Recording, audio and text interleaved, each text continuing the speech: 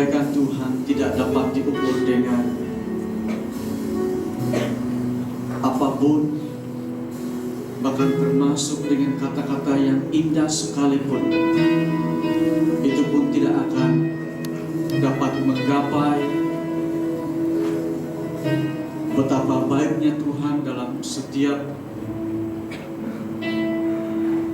kami yang sudah mengalami kebaikan Tuhan dari apapun keadaan yang kami lalui. Engkau terbukti dalam segala keadaan dan keperluan kami. Terima kasih Tuhan untuk pagi hari ini. Oleh perkenanan-Mu, kami hidup lagi beserta dengan kekuatan, damai sejahtera, sukacita di dalam pengharapan kami kepada-Mu ya Tuhan. Terima kasih untuk apapun yang Tuhan sudah lakukan dalam hidup kami. Itu menyatakan bahwa betapa Tuhan tidak meninggalkan kami, tapi Engkau selalu ada. Engkau tidak pernah tidak ada. Terpujilah nama-Mu. Sebentar kami akan belajar dari firman-Mu. Berbicaralah kepada kami semua ya Tuhan.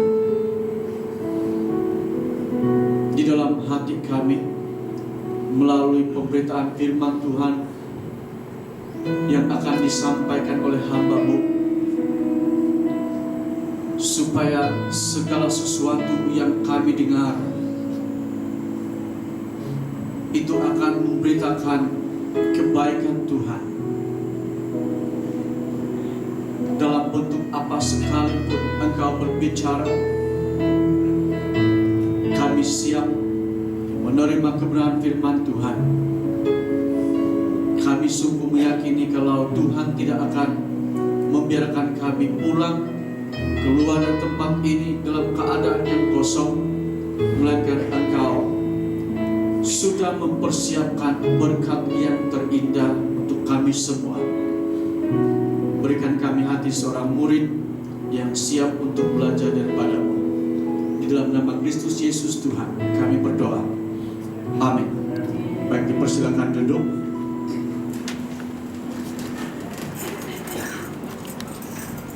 Baik, pagi hari ini kita akan dilayani oleh seorang hamba Tuhan.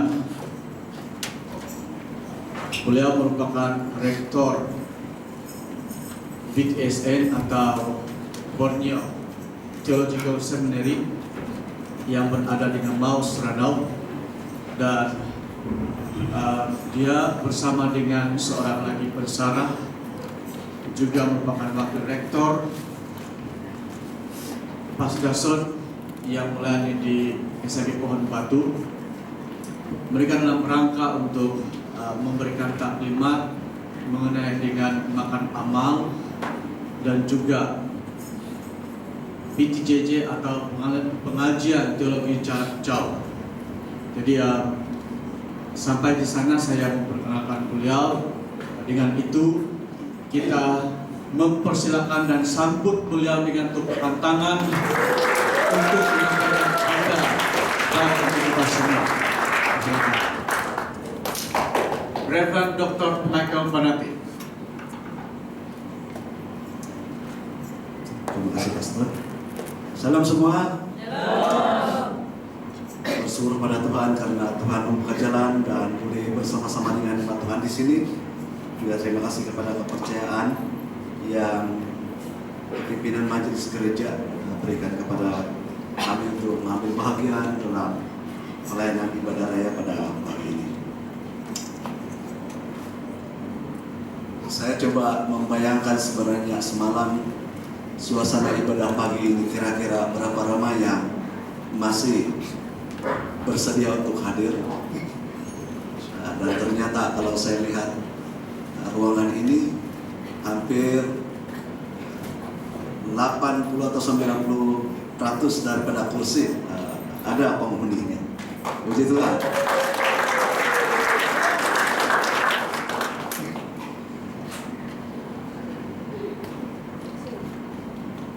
sebagai orang beriman, saya pikir kita perlu berpikir secara waras dan berdasarkan kebenaran firman Tuhan, di mana seharusnya kita berada dalam suasana menghadapi keadaan seperti yang sedang kita alami di negara kita. Dan puji Tuhan, kehadiran kamu di sini pada pagi ini berarti tempat yang paling sesuai untuk berada pada hari ini adalah di tempat di mana umat Tuhan berkumpul untuk beribadah kepada Tuhan. Baik, tanpa membuang masa, saya membawa kita untuk membuka Alkitab. Tidak kira Alkitab kamu ada dalam smartphone atau kamu masih menggunakan Alkitab seperti saya. Marilah kita membuka dalam kitab Perjanjian Lama, kitab pertama dalam Alkitab, kitab Kejadian pasal yang ke-6, ayat yang ke-9 sampai ayat yang ke-22. Nah, satu pembacaan yang agak panjang. Saya juga melihat di media sosial ada beberapa gereja yang telah memutuskan untuk memindahkan khotbah pada hari Minggu. Saya telah bertanya dengan pastor apakah saya harus mempersingkatkan khotbah, tetapi kita lihatlah sesuai dengan teks, seperti kita ada gambaran bahwa tidaklah terlalu singkat khotbah kita pada pagi ini, ya. Tapi saya juga tidak akan berkhotbah panjang, tapi supaya kita mendapat gambaran keseluruhan daripada teks ini, baik kita membacanya, dan saya menggunakan terjemahan Alkitab bahasa Indonesia. Kitab Kejadian pasal yang ke-6, ayat yang ke-9 sampai ayat yang ke-21, demikian bunyi firman Tuhan. Riwayat Nuh. Inilah riwayat Nuh. Nuh adalah seorang yang benar, yang tidak bercela di antara orang sejamannya, dan Nuh itu hidup bergaul dengan Allah. Nuh memperanakkan 3 orang laki-laki, Sem, Ham, dan Yafet. Adapun bumi itu telah rusak di hadapan Allah dan penuh dengan kekerasan. Allah menilik bumi itu dan sungguhlah rusak benar, sebab semua manusia menjalankan hidup yang rusak di bumi. Berfirmanlah Allah kepada Nuh, Aku telah memutuskan untuk mengakhiri hidup segala makhluk, sebab bumi telah penuh dengan kekerasan oleh mereka. Jadi aku akan memusnahkan mereka bersama-sama bumi. Buatlah bagimu sebuah betera dari kayu gopir. Betera itu harus kau buat berpetak-petak dan harus kau tutup dengan pakai dari luar dan dari dalam. Beginilah engkau harus membuat betera itu, 300 hasta panjangnya, 50 hasta lebarnya, dan 30 hasta tingginya. Buatlah atap pada betera itu, dan selesaikanlah betera itu sampai sehasta dari atas, dan pasanglah pintunya pada lambungnya. Buatlah betera itu bertingkat bawah, tengah, dan atas. Sebab sesungguhnya Aku akan mendatangkan air bah meliputi bumi untuk memusnahkan segala yang hidup dan bernyawa di kolong langit. Segala yang ada di bumi akan mati binasa. Tetapi dengan engkau, aku akan mengadakan perjanjianku, dan engkau akan masuk ke dalam betera itu, engkau bersama-sama dengan anak-anakmu, istrimu, dan istri anak-anakmu. Dan dari segala yang hidup, dari segala makhluk, dari semuanya haruslah engkau bawa satu pasang ke dalam betera itu, supaya terpelihara hidupnya bersama-sama dengan engkau. Jantan dan betina harus kau bawa. Dan segala jenis burung, dan dari segala jenis hewan, dan segala jenis binatang melata di muka bumi, dari semuanya itu harus datang satu pasang kepadamu, supaya terpelihara hidupnya. Dan engkau bawalah bagimu segala apa yang dapat dimakan. Kumpulkanlah itu padamu untuk menjadi makanan bagimu dan bagi mereka. Ayat yang terakhir, lalu Nuh melakukan semuanya itu tepat seperti yang diperintahkan Allah. Demikianlah dilakukannya. Baik, inilah teks firman Tuhan yang kita akan hayati bersama, pelajari bersama pada pagi ini. Dan daripada teks ini saya membawa kita untuk menghayati kembali tema SIB, yaitu gereja yang mendewasakan. Nah, saya pastilah tema ini sudah beberapa kali dikhotbahkan oleh beberapa hamba Tuhan. Tapi saya mengajak kita untuk menghayati kembali ini dan melihat sejauh mana kita telah menghidupinya.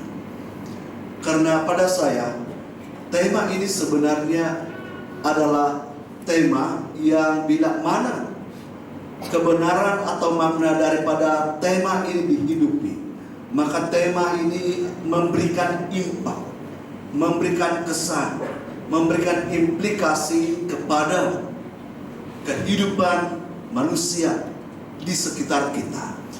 Ada sesuatu yang terjadi di sekitar kita apabila kita menghidupi tema ini. Mengapa? Karena kalau kita perhatikan salah satu daripada fungsi orang percaya dalam ajaran Yesus, Injil Yohanes 15 itu, di mana pengikutnya diibaratkan seperti ranting, dan fungsi ranting itu menghasilkan buah. Nah, pertanyaannya ialah, apakah ranting makan buah?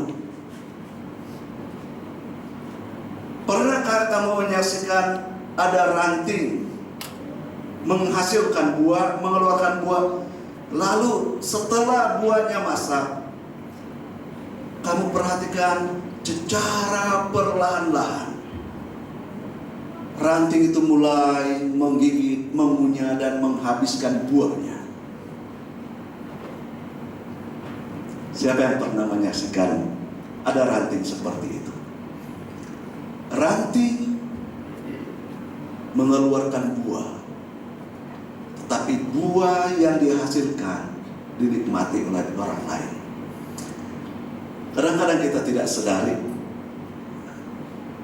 kehidupan kekristenan kita sama dikaitkan dengan kehidupan rohani atau kehidupan di kalangan orang yang tidak percaya. Kita menghasilkan buah, tetapi kita cenderung menikmatinya sendiri. Dan jarang sekali orang luar menikmati buah dari kita sebagai ranting. Sejauh mana kehidupan kita telah dinikmati oleh orang lain sehingga orang lain mengatakan, wah, luar biasa. Inilah kesan, inilah akibat daripada kehidupan seorang yang berstatus ranting murid Yesus. Baik, mari kita kembali kepada teks. Saya mengajak kita untuk melihat kembali berdasarkan teks ini apa yang paling mendasar dalam kehidupan Kristenan. Yang paling mendasar, di mana jika ini tidak ada, maka ini yang membuat kehidupan kekristenan kita itu rapuh dan mudah runtuh. Diibaratkan seperti bangunan yang dimana kunci atau penyebab bangunan itu kokoh bukan semata-mata bergantung kepada kualiti bahan yang digunakan pakai dalam membangun bangunan itu. Yang menentukannya itu adalah dasarnya. Nah, kadang-kadang kita terpengaruh dengan apa yang hanya dikategori sebagai bahan-bahan binaan tanpa memperhatikan dasar yang sesungguhnya di mana bangunan itu didirikan. Nah, ada 4 hal yang saya mau lihat kita secara ringkas daripada teks ini, yang saya katakan tadi kembali kepada dasar, yaitu mendengar, memahami, mengingati, dan melakukannya. 4M: mendengar, memahami, mengingati, dan melakukannya. Teks ini dimulai dengan penjelasan tentang konteks. Apakah konteks yang dijelaskan dalam teks ini? Konteksnya ialah Allah mengatakan semua manusia di bumi telah menjalani kehidupan yang rusak. Dan akibat daripada kehidupan manusia seperti itu, Allah telah memutuskan bahwa tidak ada guna lagi bagi manusia untuk dibiarkan hidup lebih lama. Semakin lama dia hidup, semakin rusak hidupnya. Jadi itu semuanya di pihak Allah. Allah telah memutuskan untuk mau membinasakan. Ini adalah konteks. Tetapi walaupun hampir semua manusia menjalani kehidupan yang rusak, Nuh dan keluarganya masih menjalani kehidupan yang berkenan kepada Allah. Nah, apa yang Allah katakan di sini secara khusus kepada Nuh adalah suatu pernyataan bagaimana Nuh menghadapi konteks di mana dia sedang berada. Jadi pada waktu keadaan dunia semakin rusak, datanglah firman Tuhan. Dan firman Tuhan yang disampaikan adalah firman Tuhan yang ada kaitan dengan konteks. Dan inilah yang Nuh dengar. Lalu berfirmanlah Allah kepada Nuh. Lalu berfirmanlah Allah kepada Nuh. Berarti di pihak Allah secara khusus, walaupun ternyata Nuh sudah dikatakan, sudah diakui dia adalah hidup benar di hadapan Allah. Dan apalagi yang dia perlu lakukan selain daripada apa yang dia sedang hidupi. Karena berdasarkan kehidupannya, dia sudah berada pada standar tahap tertentu, tahap di mana dia diakui orang benar, tidak bercacat. Tetapi meskipun Nuh berada pada tahap kehidupan seperti itu, berkenan di hadapan Tuhan, tetapi masih ada firman secara khusus yang Nuh perlu dengar dari Tuhan. Masih ada pesan secara khusus yang Nuh perlu dengar dari Tuhan. Dan pesan itu adalah ada kaitan dengan konteks yang sedang terjadi. Karena jika Nuh gagal mendengar pesan secara khusus dari Tuhan, di mana di pihak Tuhan telah memutuskan untuk membinasakan semua manusia, dan walaupun Nuh sudah diakui sebagai orang yang benar di hadapan Tuhan, tetapi Nuh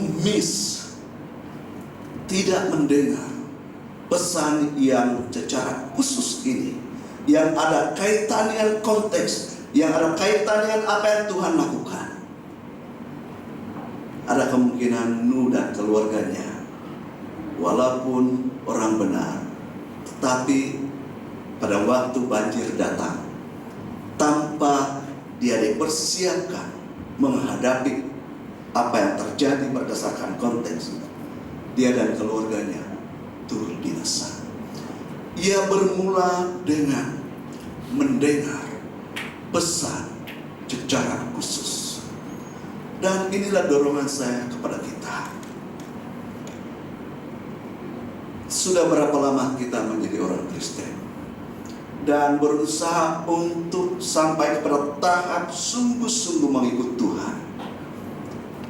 Tetapi saya percaya, karena kita hidup di dalam konteks tertentu, jika kita memikirkan tentang impak kehidupan kita di tengah-tengah masyarakat, di tengah-tengah konteks tertentu, saya percaya ada pesan. Pesan ini adalah sesuatu yang Tuhan mau supaya kita dengar, Tuhan mau kita lakukan. Hanya orang yang masih menyediakan waktu secara khusus untuk mendengar apa kata Tuhan, yang mendengar pesan Tuhan secara khusus. Luangkanlah waktu sekali lagi mendengar apa kata Tuhan. Karena bila Tuhan berbicara kepada kita sesuai dengan konteks, sesuai dengan status kita sebagai orang percaya, saya percaya dalam konteks rencana Tuhan di mana kita berada, Dia ada pesan secara khusus, Dia ada kehendak, Dia ada rencana yang Dia mau lakukan melalui kita terhadap konteks. Amin. Dengarlah apa kata Tuhan. Tetapi tantangan yang berikut, dan ini yang kedua, adalah memahami apa kata Tuhan. Memahami apa kata Tuhan. Nah, apa yang Tuhan katakan kepada Nuh di sini ialah Dia sudah jelaskan konteks.